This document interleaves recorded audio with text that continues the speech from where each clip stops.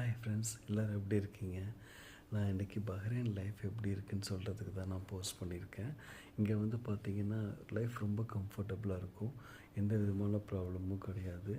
Especially இங்கே இருக்கிற local people இருக்காங்க இல்லையா, அவங்க எல்லாருமே நல்லா ஃப்ரெண்ட்லியாக நம்மக்கிட்ட பழகுவாங்க.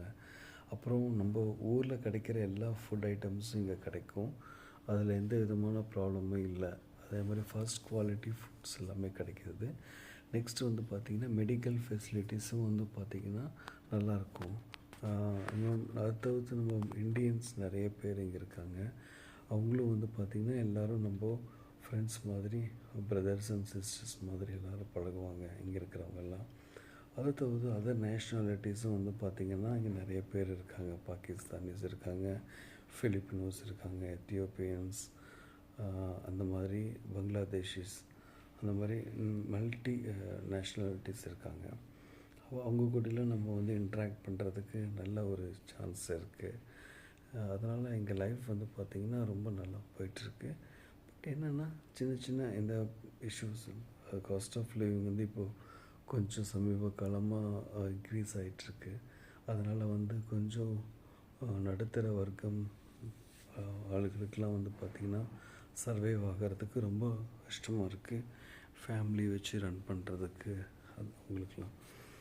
ஏன்னா வேட் சிஸ்டம்லாம் வந்ததுக்கப்புறம் கொஞ்சம் காஸ்ட்டெல்லாம் வந்து இன்க்ரீஸ் ஆகிருக்கு.